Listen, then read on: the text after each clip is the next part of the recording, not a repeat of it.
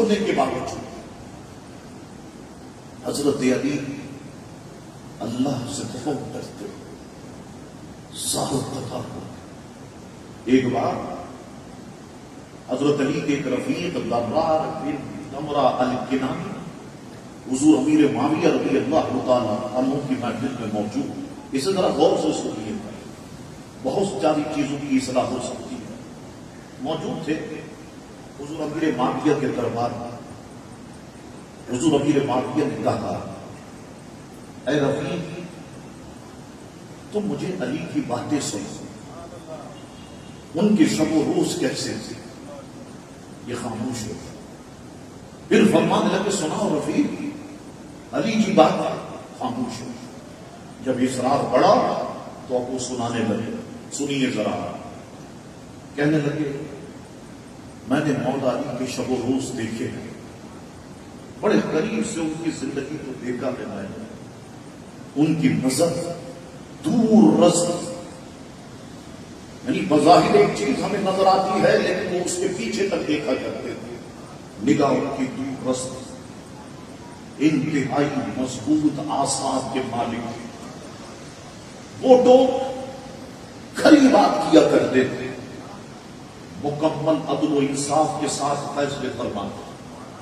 ان کی شخصیت سے علم کے چشمے ابلتے، حکمت و دانائی سے لبریز باتیں کرتے، دنیا اور اس کی چمک دمک سے وحشت محسوس کرتے، رات اور اس کی تاریکی سے انس رکھتے، خشیت الہیہ سے روتے، ان کے آنسو نہیں تھمتے، دیر تک سوچ و بچار میں محو رہتے، سادہ اور معمولی لباس پہنتے، روکا سوکھا کھاتے۔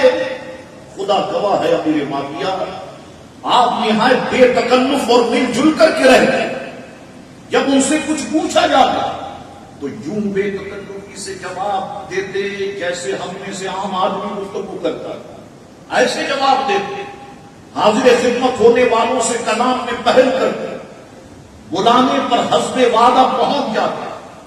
اس قدر سادگی اور بے تکلفی کے باوجود خدا داد روب و دبدبے کا یہ عالم تھا کہ ان کے سامنے کسی کو بولنے کی ہمت نہیں ہوتی، جرأت نہیں ہوتی۔ آپ مسکراتے تو ایسا لگتا کہ دانت لڑی میں پورے ہوئے تھے، سفید موتیوں کی طریقے سے چمکتے ہوئے دکھائی دے۔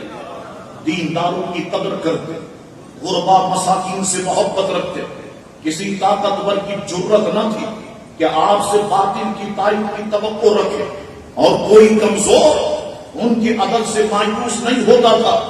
اللہ کو گواہ بنا کر کہتا، میں نے ان کے راتوں کے چند مناظر دیکھے ہیں، جب رات چھا جاتی تارے ڈوبنے لگتے تو آپ محراب مسجد میں اپنی گاڑی پکڑے درد بھرے شخص کی طرح بلک بلک کر رو رہے ہوتے، یوں تڑپتے جیسے کسی شخص کو زہریلے سانپ نے ڈس لیا ہو۔